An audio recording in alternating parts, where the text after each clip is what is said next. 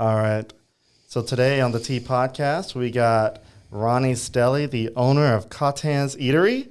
It is a local food truck that has been making several waves in Lafayette. Also, like many of the other food trucks that are around Lafayette making waves, we're going to be talking with Ronnie about how he got started in the food truck, how he ended up making it from where he was to the food truck and kind of the build-up story, and then what he's doing with it now and what he plans to do with it in the future. So sit back and enjoy the show.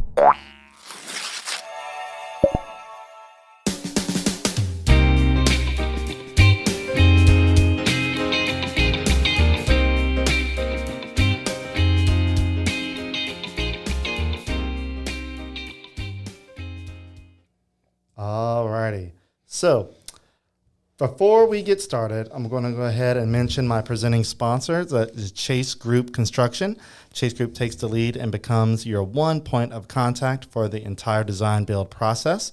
They have a diverse portfolio of projects that range from medical centers to popular restaurants like Fat Pat's in Broke Bridge and Broussard, and multi-unit shopping center developments that you will see throughout Lafayette, Opelousas area. Tons of great developments that they've built. You can check them out at chasegroupconstruction.com. Alrighty. So, Ronnie, welcome to the Tea Podcast. What's up, man? A lot, man. A lot with you and a lot of the things that have been going around the food truck world in Lafayette. So I want to go ahead and kind of get introductions in order. So I'm going to let you take the floor and just kind of introduce yourself and give us the 30-second elevator pitch of who you are. My name's Ronnie Stelly. I don't consider myself a chef, but I consider myself a cook and kind of a pit master. I'm a barbecue guy. I had a restaurant in 2018 that went under. It was called No Good Sons Barbecue and Ball. We were at 1000 Albertsons Parkway. I got out of the food game after my restaurant failed, and then I got approached by a friend of mine about the possibility of opening up a food truck. He had a truck that was essentially a pretzel truck. We gutted it. We built the kitchen inside of it, and then everything in there was put in there by us. We built the kitchen inside of it, and then we named it Catin's Eatery after my grandfather, and we started serving burgers with the intention of becoming a plate lunch truck, but the burgers took off so much we just decided we were going to be a burger truck. Okay, yeah. So this was a pretzel truck that you... pretzel truck. So at what point was this pretzel truck ever in business? Don't know. I know the truck is from 2000 or 2004. It's between 2000 and 2004. So it's before the food truck boom, essentially. Yes. Yeah. I believe so, yeah. Yeah.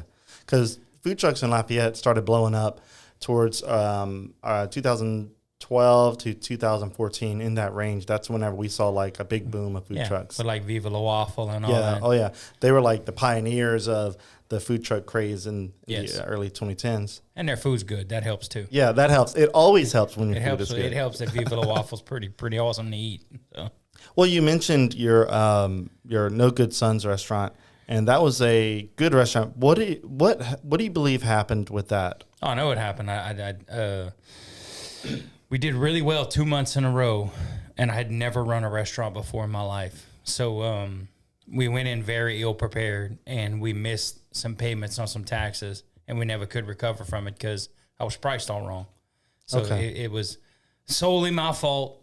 We never changed the prices, never really sat down and buckled down and learned the business.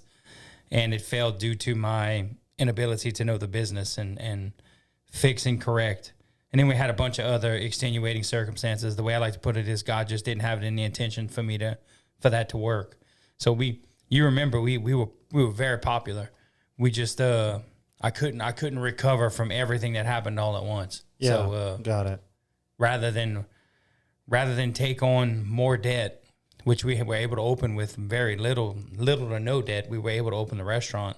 Rather than take on more debt, we just shut it down and said, if it's in the cards, we'll bring it back. And it may be in the cards right now. We're building a big barbecue pit, but I don't know if I'm going to bring the restaurant back, but we may do a pop-up here and there. Nice. Man, so I knew the restaurant in the beginning was, like you said, pretty popular. But I mean, obviously, you realize that it just wasn't the right time for you, and obviously, Yes. That's going into business it's a lot. There's a lot to it, and I think a lot of people, especially nowadays, as gig work and contract work becomes like the biggest industry, one of the biggest industries for a lot of the middle class, lower to middle class people. They're pretty much in business for themselves, so it's like trying to navigate that world is an interesting one. Especially you mentioned taxes. That's like the bully in the room. Yeah. Yeah. I mean, not if you're a tax person, great. But if you're the IRS, I mean, that's another story. Okay. So after No Good Sons closes, you had to have been scared to death to go back into doing a business. I'm different in a sense. Like I have that no fear bone. Like I'm not scared. So was I scared? The only thing I was scared was that it would ruin my marriage. Like and so my intention was I was not going to do it without my wife's blessing. That's the only thing that scared me. I don't want to lose my marriage. I love my wife. My wife's a blessing to me and to my family and to my kids and to everybody. She's unbelievable. So that was the only thing. If my wife wouldn't have gave me her blessing to do this, I'd have never did it. So my wife had to be okay with it. So we got approached by a lot of people because I have a reputation. So a lot of people approached me and were like, "Hey, let's do this." We had a lot of offers thrown on the table, and we were like, and every time I'd go, she'd be like, "No, we had a plan." She wanted to stick by the plan, but I kept getting approached, and I kept saying no. And then we got approached by somebody whom a very serious guy I've known for years, was like, I have ABC, I have this truck, I want to do this, I want to do this, and the intention was to ball crawfish, and me and her talked about it. She says, "Look, it's obviously in the cards. Everybody knows. Everybody keeps approaching you. Let's just do it." I said, "Okay." So we did it with the intention of balling crawfish. I actually have a lot of very expensive ball equipment, but he wanted to serve it out of the truck like it was, and I was like, it won't pass inspection, so we have to build a kitchen, and then that way, when the crawfish season stops, I don't have to stop working. Like I can continue to work. Yeah, because crawfish is seasonal. Seasonal. So we built the truck, and then we just happened that we finished the truck outside of the major part of crawfish season. So then we just decided we were just gonna do it, and the first thing we ever served was a burger. Like I said, it's scared. The only thing I was scared of was I don't want to lose my wife. That's it. Like I don't want to be divorced. I don't want to lose my wife. But she gave me the blessing, and not only she gave me the blessing, she works in it too. So yeah. Well, we'll talk a little bit more in a little bit as things go through the conversation. We'll mention your wife and y'all working together a little bit more, because I got to see firsthand this week. But so you said you have a business partner in this, right? No. He's just an investor. Oh, just an investor. Yeah. Got it. That's it. Okay. So this is a family operation, Catin's Eatery. Yes. I don't think you mentioned it. The name Catin's Eatery, where did that come from? Catin's in Old World French means doll. Doll. D-O-L-L. Okay. My grandfather was 5'4", about 140 pounds, soaking wet, and that was his nickname. Anybody ever went out around Forked Island hunting, fishing, crabbing, whatever, and stopped at Seller's Grocery? That was owned by my great-great-grandfather, and it was handed down to my great-uncle, Harvey Stelly, and his nickname was Chaunch. So they called Chaunch and Catin. Chaunch was Harvey, Catin was my grandfather, CJ. So it's my grandfather's nickname, and it's my grandfather on the logo. Okay. Like, that's actually my grandfather and his dog. I showed you that, didn't I? Yeah, the logo. Let me go see if I can pull it up. Give me 1 second. No, I showed you the actual photo. Yeah, you did show me the actual photo, but I want to go ahead and pull up your logo and see if I can show that real quick. So just give me 1 second. I'm going straight to... It's all good. The food truck Facebook page, Catin's Eatery. All right, let me go ahead and pull up the screen here. All that fancy equipment. Yeah, there we go. All right, so this is the Facebook page right here. That is the actual food truck that you can see on the cover photo. Let me lower these logos real quick. So this is a picture of one of the burgers. I wasn't going to show you the burger just yet, but there it is. It's a profile picture. And then we're going to go ahead and scroll through. Oh, there's a photo of Ronnie and Dustin Poirier, UFC champ. And then the Catin's Eatery logo in the background. So there is the Catin's Eatery logo. And I'll see if I can zoom in a little bit. So this is the image we're talking about. So you said that was your father or My grandfather. Grandfather, that's right. And that's his dog, Lassie. Nice. And did you sketch that? No, I did.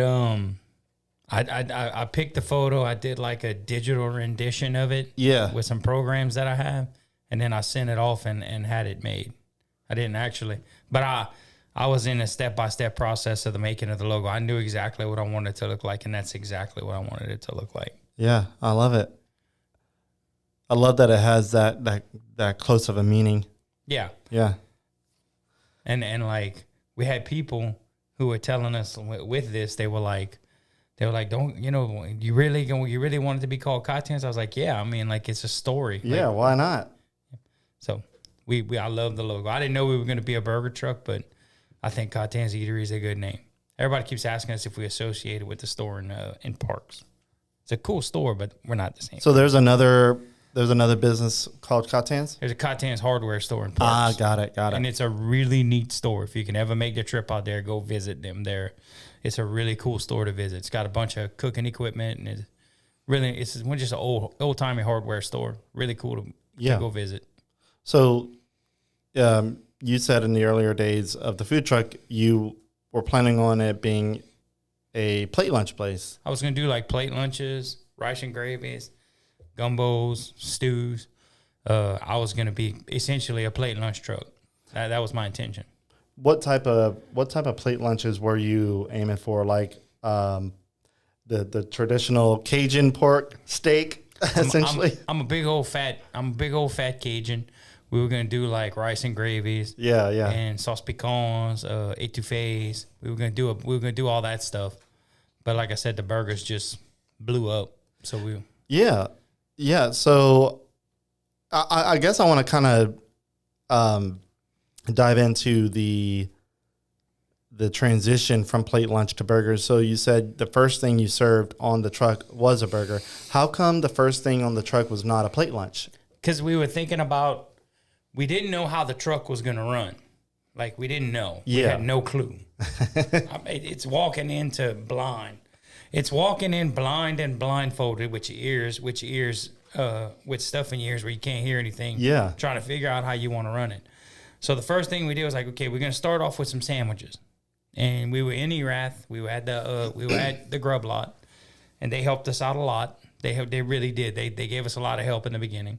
So the owner of the Grub Lot, Kenny, kind of suggested like a burger or a sandwich. So we started out with a burger, and I went home and I was like, okay, what do I want in a burger? I like a smash burger, but I don't like my burger to be flat, if that makes sense. I don't want it to be flat. So we pressed the burger, but we didn't like totally smash it and smear it and make it to where it's the little crispy beef patty. Yeah. So I made it. And me and one of my friends tasted it, and we were like, holy moly, like this is what essentially became the Catin burger. And we were like, I made the onion jam. I made a sweet and a savory version of it. And we tried it. And then we both ate it. Both of them, we felt the sweet was far superior. The sweet onion jam was far superior to the savory onion jam. We tried it. I called my wife. I said, hey, don't eat on your way home. I made a burger and I want you to try it. So he ate it, said it's the best burger he ever ate. My wife came home. She ate it. She took 2 bites and she looked at me. She says, "I've never had anything this good in Lafayette." And we eat at all the burger joints, like all of them. Like we love all of them, and it's not negative. We really do. I'll give them a shout out all day long. We've had Fat Pat's, Brodus. We've had them all. And she said that's the best burger I've ever eaten. That's the best burger. If you serve this is the best burger in Lafayette. So we decided we were going to do it a certain way. We got the bun situation right. We went in it. And we just started serving burgers in the beginning, and just serving that one Catin burger with like regular burgers and hamburgers and that one specialty burger, everybody freaked out. Yeah. And it blew up. So burgers are the only thing you sell, correct? Right now. Yes. Yeah.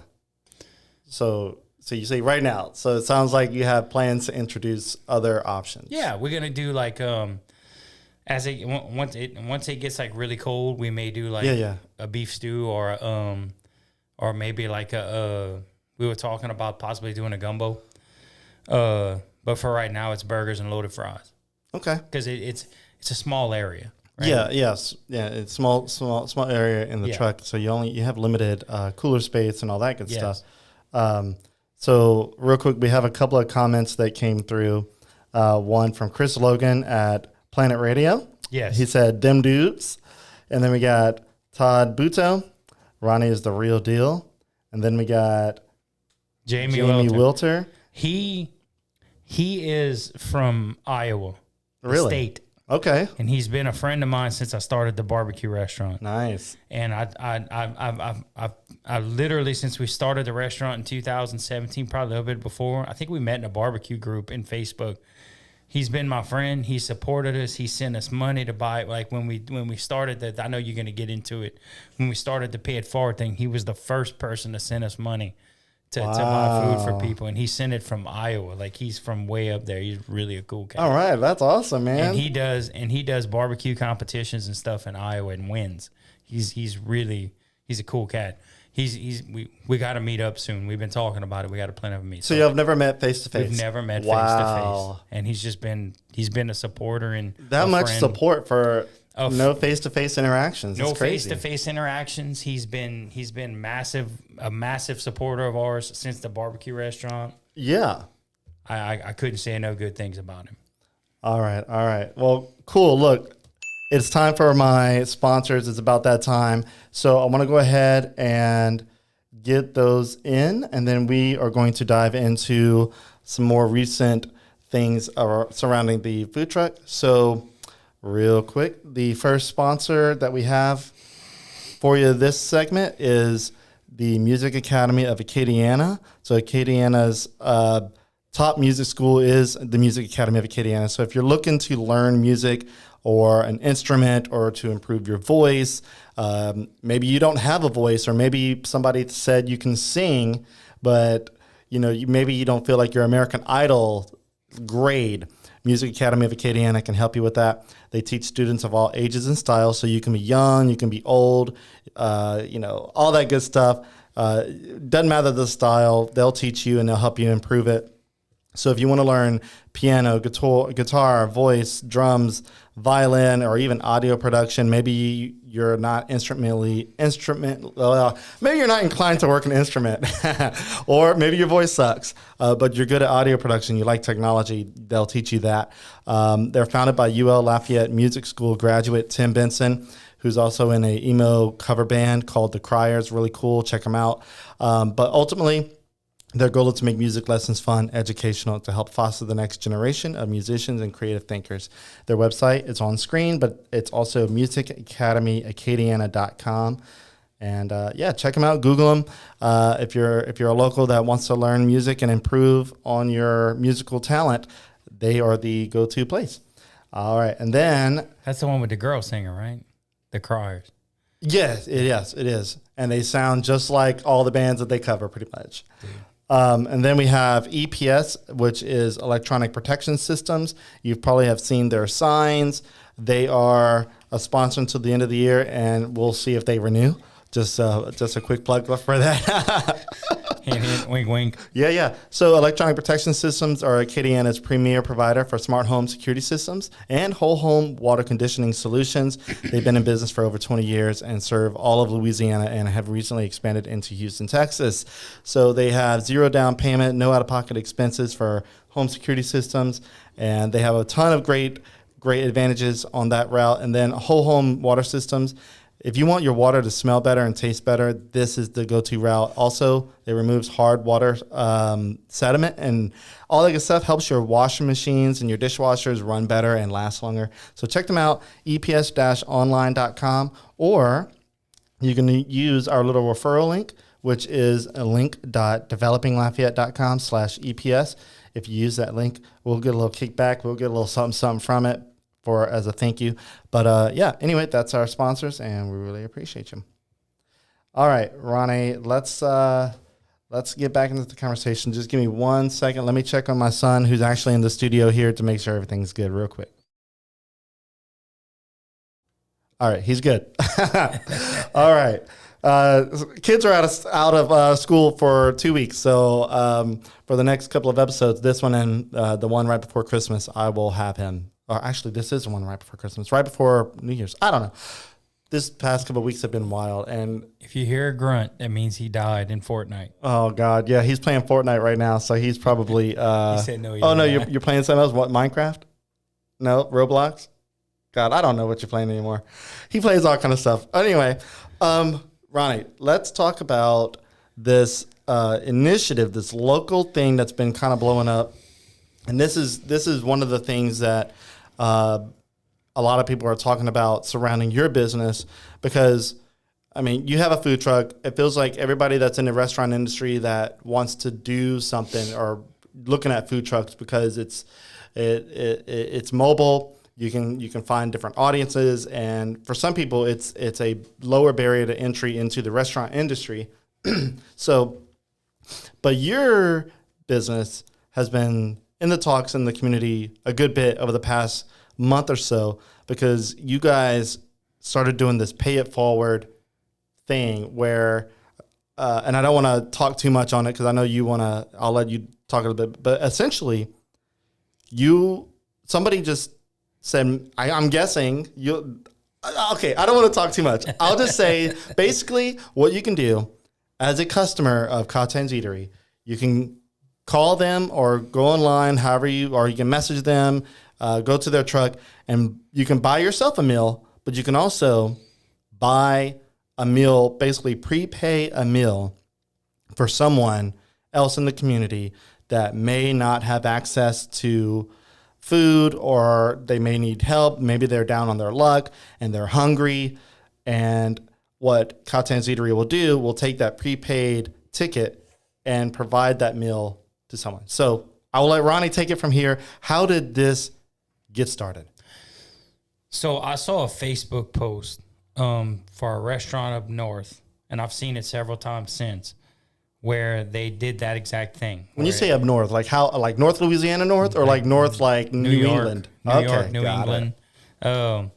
They basically put up there like this meal's paid for, and they had like tickets where they had like printed tickets where they put it up there and just grab it and we'll make you a meal. And we were parked at our normal spots where we normally set up at, unless we're like traveling. If we're going to like some of the food truck parks like Park Day Oaks, if we're going to Garblot, if we're going to Catin and Maurice, if we go to any of these lots, normally aside from that, we're parked at Grand Marché, which is 4517 Johnson Street. That's where that's at the corner of Camellia and Johnson, and then we do Marcelo's Wine Market, which is 2800 Johnson Street, which is like South College and not South College. South College. It's like between Bertrand and South College, yeah? Yes. So we were there, and we had a lot of homeless that were walking up. Like, we had a lot of homeless who would come up and ask us for food, and it was killing us. New startup, new small business. We really didn't have the funds to feed anybody for free. So I saw this, and I was like, you know what, I'll give it a try. And I put it online that, and I put the story of to what we're doing, and I said, look, it's a pay it forward program. If you buy a meal, we'll write it up, and we write it on a ticket, and we plaster it on our window. And if anybody walks up and they're hungry, and I'll tell you a story after. Anybody walks up in there hungry, we pull it off. We take it. We ask them how they want to dress. We write on a ticket. We make the meal. We staple the ticket so they know who paid for their food, and we hand them the meal, and it don't cost them a dime. And it wasn't my idea. I saw it and I copied it, and the community just went nuts. Like the community just went nuts. Like we have a company today that's spending $500 with it. We have and their whole staff has come and eat. Nice. So it's like, so they're gonna buy like 500 meals. I mean, they're gonna buy like $500 worth of meals, and the community, the businesses, everybody stepped up. We've had businesses that walked up, bought 20, 30 meals, and they don't even want recognition for it. So it really is, being a Christian, it's the hands and feet of God. People do it without wanting recognition because they understand that people need it. And people need to eat. And it was killing us to say no. Now we don't have to say no. Not only do we not have to say no, but like you saw yesterday, we went to the Emily house, and we end up cooking 100. We end up cooking 100 meals with essentially 100 hamburgers and fries for people. We went to the Hub Lafayette, to the Lovewell Center. We did probably a little bit over 80 for them. To date, we've had about 350, and it ain't even been a month yet. And we've served over 200. So yeah, if the community continues to do it, we'll continue to step up. And I challenge other businesses to do the same thing. Like, if you want to copy us and do it, I don't care. As long as people eat, that's all I care about. I care that people eat. Like, and no matter how it does, if it helps your business, if you don't want to do it, if you copy it and people do it and people can eat, that's a win. Yeah. So, and that's all we cared about, was like we hated telling people no, that we couldn't feed them. So now we have an opportunity to feed them because the meals have been paid for. So when did you kick this off? Like, when did you see this post from this northern restaurant, and when did you kind of like put it into place? I did. So it was one day. I saw it one day. This was like 3 weeks ago. I saw it 4 weeks ago. I saw it, and I talked to my wife. I said, Lauren, I want to see, do you want to do this? She's like, yeah, let's try it. I said, okay. So the next day we did it. We put it on there. I took a picture. I get crazy with my photos. So I took a really good photo of the thing sitting on the window, and I put the story behind it.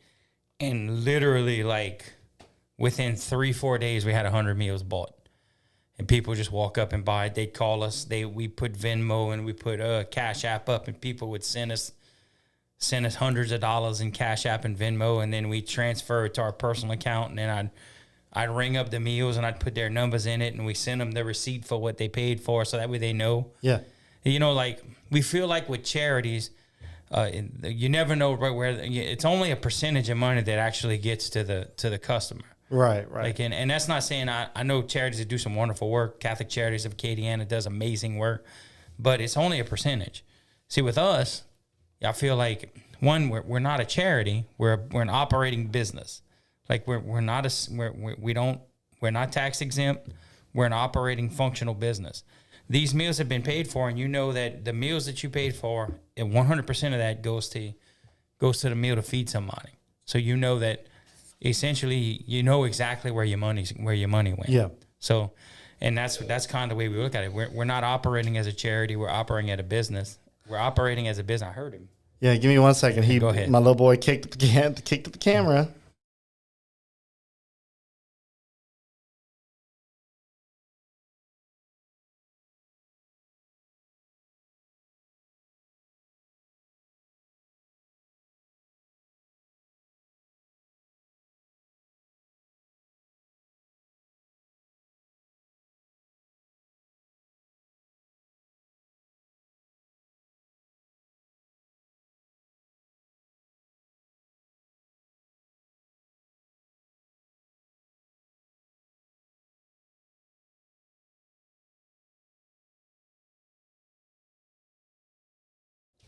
All right, and we are back. My little boy He was trying to get comfortable on the floor because I don't have any. There's no space. There's a smaller room here, and he hit one of the tripods. It's all good. There he goes. He found a good spot. Poor guy.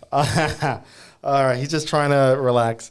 Okay, so going back to what we were talking about with the Pay It Forward program, I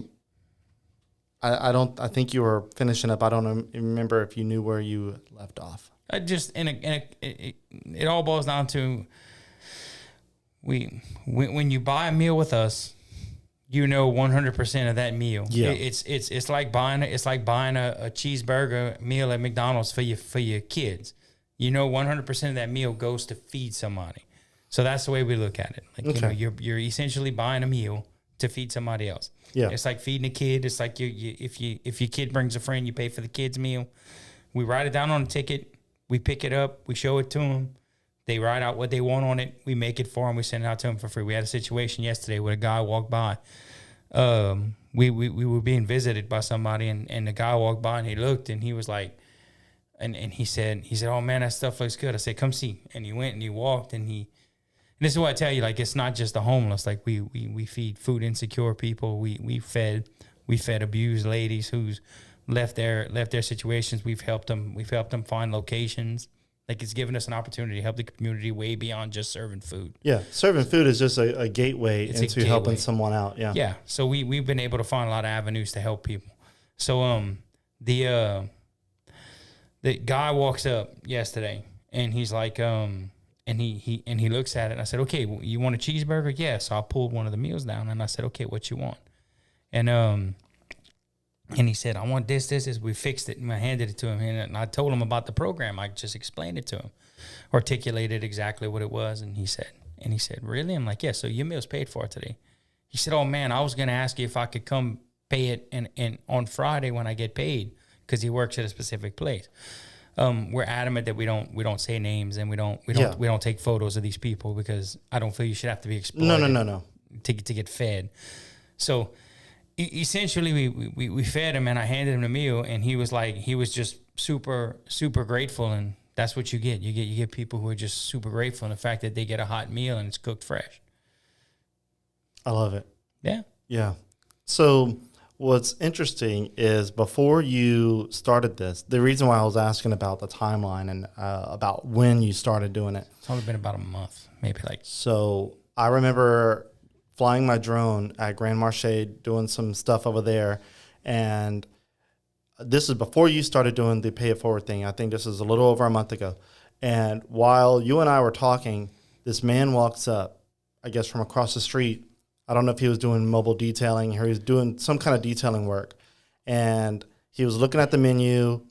It seemed as if he was going to make a purchase, but whenever, I guess he might have asked like what was the average price, and I can't remember the exact wording because I wasn't like honed in on exactly what he was saying. But I do remember him saying, well, he said, maybe not. He said, I might not be able to do it today. He said, but I'm across the street. Maybe I'll come back and grab something from you another day. And he walked away. And I was like, man, I just thought to myself, that sucks that he felt like he had to walk away. He was already there. He was probably salivating looking at the photos of they look good. Yeah, your photos on the truck. I mean, they look good. And if you were watching the podcast a little earlier, I showed a couple of photos of some burgers, and immediately started getting hungry because it's around that lunchtime time right now, and I felt so bad. I was like, dude, that guy, he probably just wanted a meal, but chances are he found something else or whatnot. Who knows the story? But it's interesting that event happened before the Pay It Forward thing, and that was at a moment where if you would have had the Pay It Forward happening, he'd have got fed. He would have got fed. Yeah. And that's stuff like that was happening to us all the time. But we were getting people who would walk up, and they would be like, hey, I'm going to go see if I could find some money. And you knew that there's no way. And then you got a lot of people that are like, that a lot of people that walk up are not mentally well, and they couldn't articulate that they were hungry. Mm-hmm. So now when they walk up, we could be like, they'll start telling you the stories, and like, I know you don't have $100 million in gold coming to your way. I know that. Are you hungry? Yes. Okay, let me feed you. And then you don't got to ask questions. You don't got to chastise them. You don't got to do, just like, are you hungry? Yes. Okay, let me feed you. We've had situations where there's a specific gentleman that comes up to us every time we go to Marcelo's, and we've probably fed him 10 times. And every time he comes up, we're like, we ask him what he wants. And every time he does, he sits at the window. And we've had people stop and come run up and say, no. And they like, we're kicking him out. We're like, no, we're feeding him. And they're like, really? Like, yeah, he's fine. It's a humanization thing too. It's like these people are not, they're not, like it's these are people, and they need to know that they're loved. And, Jesus didn't sit with the best among us. He sat with the worst of us. Yeah. So what you're doing is you're humanizing these people. And and you have people who come up who are customers and they see that you do this, it puts a face to a problem in our area. Nobody should be hungry. Everybody should get fed. So that's the way we view it. Is that nobody should be hungry. Everybody gets fed. So it puts a face to it, and it humanizes these people, and it makes it more apted for people to want to help, to see it. Like, you can't just brush, you're not just brushing people off. So that's what I like about it. I like that it puts a face to these people and lets people see that they're human. No matter what their situation is, they still need to eat. We've had some crazy situations. Yeah. We had some crazy ones. The first one was the most nuts. Yeah, tell me about that. Okay. So the first couple that came up, it was a couple. And husband and wife? I don't know. Oh, you don't know? Okay. I didn't ask questions. Yeah. It's definitely a couple. But the lady and the guy order the food. They go and they sit down, and they start to eat. And I could tell they hadn't eaten in a while. So I'm trying to eat a little protein, trying to lose weight. I had a big shrimp cocktail thing that I had bought that was going to be what I was going to munch on throughout the day just to get me through. I gave it to him. Little girl rolls up in a car. She's honking the horn. She gets out, and she hugs the woman. And, like, she comes up, and she's like, this was when we first started doing things. Matter of fact, those meals were paid for by Jamie Welter. Went to hand her the girl comes up, and she comes up with her card. My brain is getting scattered. She comes up and she's got her card. She's waving. She's like, "Can I pay for their meals?" I'm like, "It's already been paid for." She's like, "What?" I'm like, "Yeah, it's already been paid for. Like, their meals, like, you can't buy something that's already been bought." Yeah, that's awesome. And she says, "What?" And I'm like, "Yeah." And she says, "Well, are you telling me I can't pay?" She starts crying. I'm like, "Well, what's your problem?" She says, "That's my mom." And I'm like, "What?" And she says, "That's my mom." Wow. And I'm like, "Okay." Now I'm crying. And then she's like, "So you telling me I can't?" I was like, "If you want to buy meals for somebody else, you can. These meals have already been paid for. We can't buy these meals. That's already been bought." So she bought 2 more meals. And then she started telling me how she can't visit with her mom because of the crazy stuff that happened. And then, he gave me the opportunity to say, if you ever want to visit with your mom, you come here and you can visit with her, and I'll make sure nothing happens. Me and my wife and my children are here. I got a son. He's big. I said, we'll make sure nobody messes with you, and you and her can visit. Wow. So like, we've had a lot of situations recently where we've been in tears, where we've been I couldn't crying. imagine. We've been crying right alongside people. And I'm not someone who cries that often, and I've cried a lot over the past couple of weeks. People walking up and telling us their situations. Yeah. So you mentioned being at the Emily House, and that's where we hung out. I think it was Wednesday. Yeah. And because this week kind of flew around, and there was some people on Facebook thinking that Wednesday was Friday, and I'm like, no, it's not. But yeah, so but on Wednesday you went to the Emily House with in collaboration with the Catholic Charities of Acadiana, and basically no payments from Emily House or Catholic Charities or anybody. These were all community bought meals. You parked at the Emily House, and you were serving these meals. I think you kind of mentioned it earlier, You served close to 100 meals in that day, and it went pretty quick. It was fast, but I remember some of the people that had eaten, whether they were, who knows their story, but they come up and it was a handful of them saying how grateful they were and how good the food was. Now, obviously, when food is free, it is the best meal you've ever had usually, but also your burgers are just good. And so for them to have that quality of a meal without having to pay for it, and then seeing that it's a food truck, and some of them were asking, where can they find you? Where can they visit you after the fact? Yeah. And you were telling them where you would normally park. And a lot of the people, even though they got helped that day, they were adamant about trying to find where you were later on to be able to visit you. We get that a lot. We get a lot of them. Like we have one person in particular that comes to mind where she came up and we fed her. And she was freaking out. She was like, I don't have to pay for it. I said, no, it's already been paid for. And then every time she rides a bicycle. She still rides by. She comes and she drops money in the tip jar. She'll drop like 2, 3, 4, whatever she's got. And we literally had to tell her, like, you don't have to keep spending your money. Like, boo, your food was paid for. It's all good. Like, don't give us. But maybe that's her way of giving back. And that's what we came to the conclusion of. So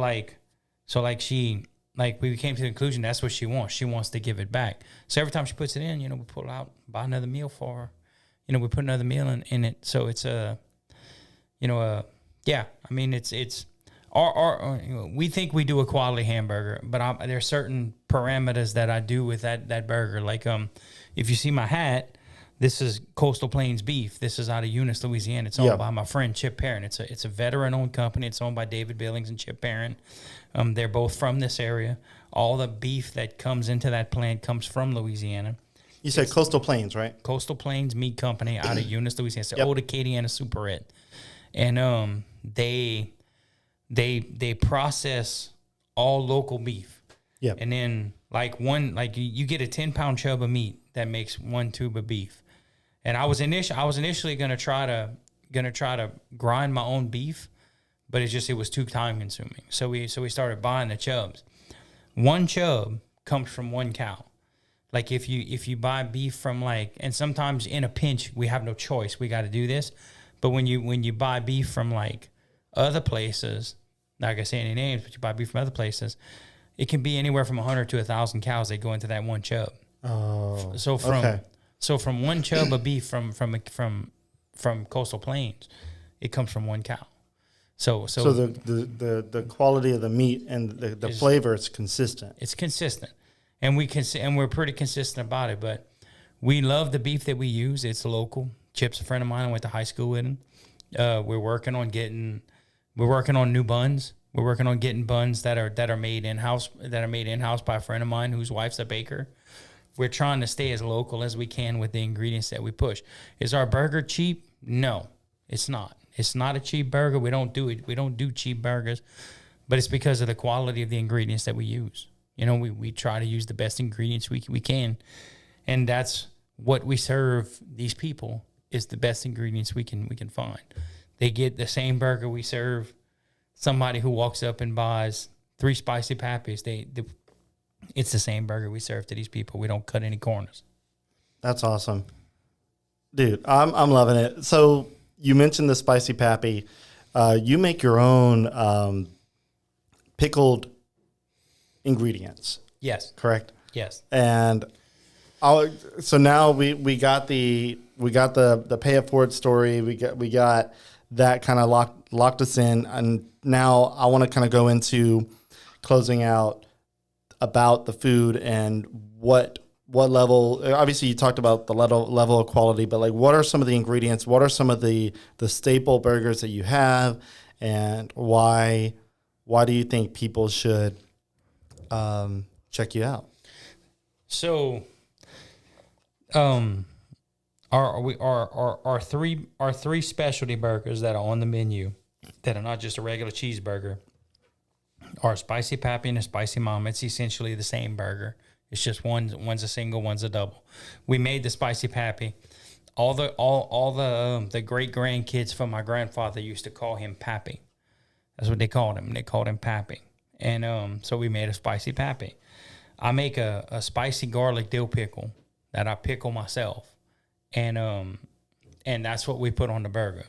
There's a lot of people who try to copy it, but nobody. A spicy garlic dill pickle. It's a spicy garlic dill pickle. Nice. I make it myself. We slice, we julienne we slice the pickles ourselves. That's how detailed we go. Like we'll make them 10 to 20 jars at a time. So that's what makes the pappy and the mama spicy. And then we make a homemade burger sauce. It's like a Big Mac sauce, but it's our own recipe, and it's a little bit more savory. Okay. Is it not like a remoulade? It's similar. I mean, it's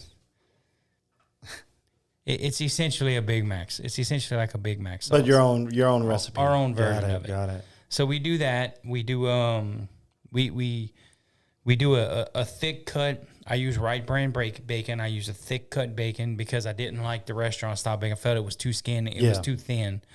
And then we use a thicker cut bacon, and then the patties are essentially and that's one of our popular sellers. Our most popular seller is the Catin burger. So it's essentially that same burger sauce on both sides of the buns, and then we make a sweet onion jam. I cook onions down until they turn into a jam consistency, and then we add a few things to it, and we make an onion jam. We put that on top of the patty after it's cooked, and then we melt cheese on top of that, and then we put that in between. That's our most popular burger. It's not spicy. There's no spice. But that onion jam, man. Everybody loves the onion jam. But everybody wants to buy my pickles too. You can't have my pickles. You can't have this pickle. But seriously, like if somebody wants to buy pickles, man, why can't you start selling the pickles? I don't sell the pickles because you think somebody would make a burger with it? Yeah. Okay. Like I feel like we do certain things and we see other businesses who like we release something and then magically they got something that looks just like it. Man, you can copy me, but you can't reproduce it. Got it. And the pickles one of the things you can make them all day long. You can't recreate my pickle. Nice. You can't. And like our crawfish rolls, people love our crawfish rolls. We've seen people try to recreate our crawfish rolls. And look, they say imitation is the greatest form of flattery. Look, I get it, but like I don't sell my pickles because I'm scared somebody's gonna take them and break it down and come close, and then they got my pickle. Yeah. Nope. You want my pickles? Come buy a burger. There you go. All right, man. What does the future look like for Catin's Eatery? Like, do you plan to stay mobile as a food truck, or is there a pie in the sky that says you want a fixed location? I would never do anything other than a drive-through. That's it. Like I is there a plan for a sit-down restaurant? No. Like I don't want a sit-down restaurant. If I would do anything, it would be like a drive-through. And then if I ever did something like that, I'd start doing barbecue out of it. Nice. Because no, it's the food truck for right now. It's growth in the food truck. I'd like to get through I'd like to get through the tax season of this year, get into next year, see if we can beat the numbers for a first year business. I think our numbers are pretty incredible. I want to see if we can beat this year, next year, and then maybe look at possibly getting a trailer or something bigger. Something bigger, yeah. Something we can produce more out of, and then start hitting the festival scenes and all that. Like a trailer with a double window situation? Yeah. Like and a bigger grill. Yeah. And more fryers so we can throw out food faster. Our biggest problem right now is like capacity. Mm-hmm. We just don't have the space to throw out. Well, sometimes we got so many orders deep, and people tend to grasp too. Like we're cooking your burger fresh. They don't freak out on us. They know if we're 12, 13 orders deep, you're going to be about an hour wait. Wow. Yeah. But and plus too, we're learning the truck so well that we're actually able to throw out food faster. Like the 90 to 100 burgers that we cooked yesterday, we had it done pretty quick. Yeah. You know, we're getting to a point where we're able to do that. So Yeah, that was quick. It went a lot faster than I thought it would. Let's just say that. yeah. All right, man. I appreciate you coming out. I think we got a good bit of the story here about Catin's Eatery, a little bit about you, and obviously there's a lot more. There's tons of stuff that we could talk about, but For a later date. Yeah. We could do it at a later date, but I really appreciate you coming out, and I love what you're doing. And like you said, if other restaurants would like to do the same thing, this is not an original concept per se. You copied it from someone. Yes. It became successful for you and the community. Yeah. And I think more restaurants locally should do this. Yeah, I think I'm not asking, like, I have nothing on here that says you can't do it. You can't copy what I'm doing. If you do it, I'm telling you right now, any of these restaurateurs that are paying attention, if you do this, I will not disparage you for doing it. I will not get mad or jealous of the fact that you're doing it, because ultimately it ain't about me. And it's not about me. That this whole drive isn't about me. I'm not special. I am nothing special. This whole drive is about being able to feed people. And if restaurants copy it and people want to go to your business and do it, it means people who need the food get to eat. And that's the only thing that matters. I'm nothing special. I will not get mad at you. I will not talk about you on social media.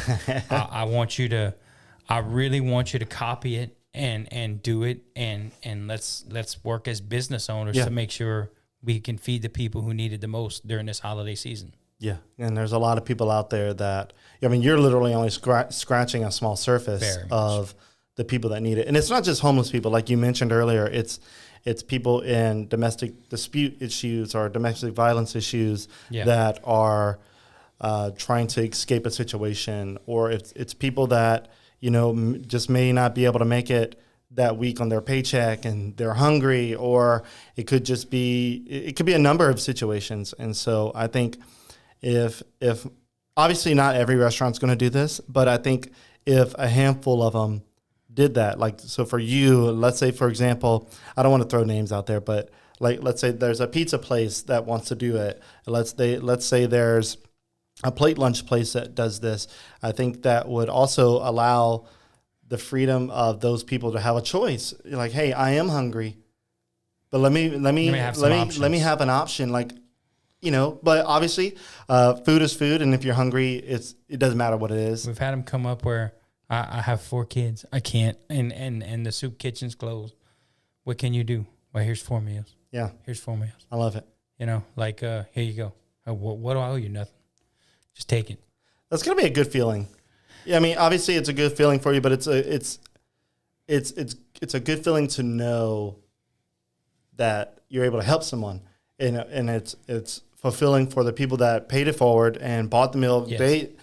And a lot of people don't want the recognition, like you mentioned Wednesday.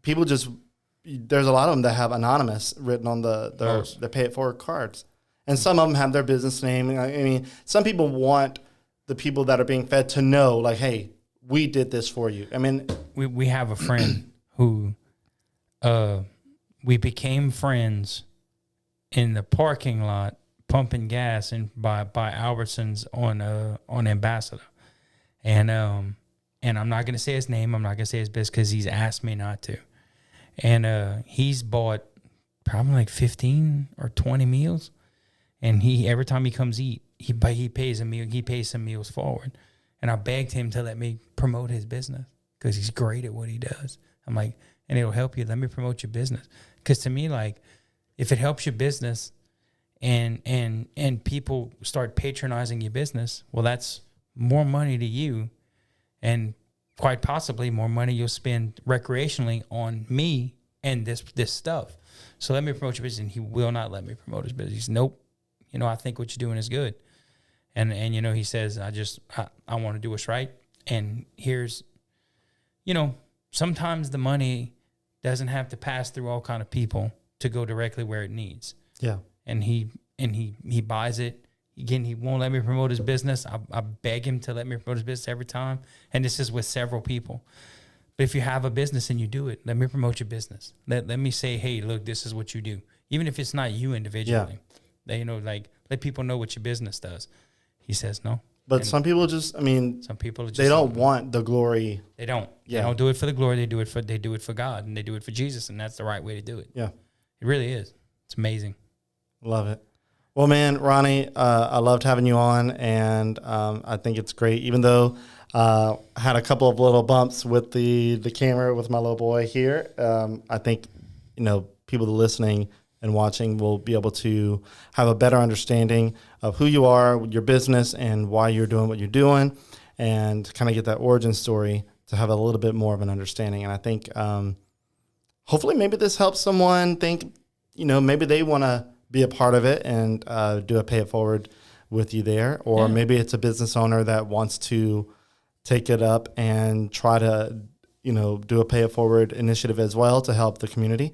And I think either way, I think it's a good episode, and I appreciate you coming on. Cool. Catins Eatery. You can Google us. We have our Google page. It's got our link tree on it. Our link tree will take you to all of our social media that we have. Most of our stuff is posted on Facebook. If anybody wants to know, on Mondays we post our schedule for the week. Mondays are our day closed.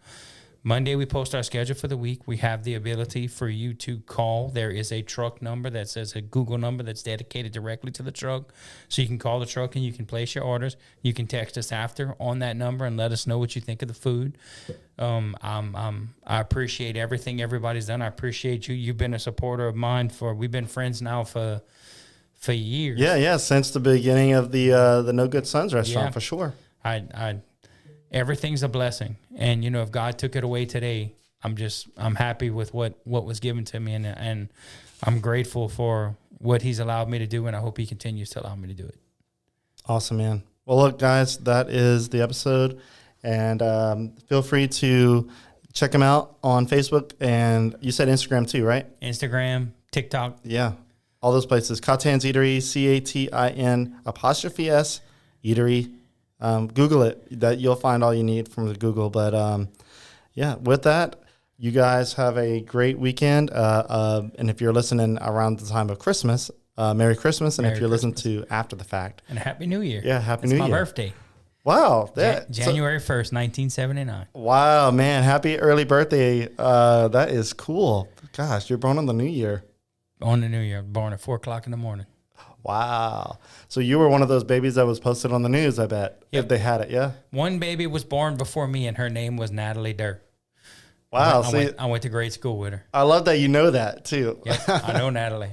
We all went to high school together. Nice. A great person. Yeah. Yep. Awesome. All right. Well, that's the episode. We hope you enjoyed it. And feel free to listen to the other episodes that we have on our iTunes, Spotify.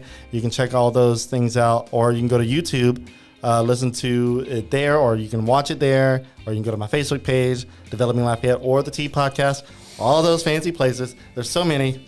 But with that, again, Ronnie, thank you for coming on and chatting with us. Pleasure. All right, y'all guys have a good one, and we'll see you on the next one.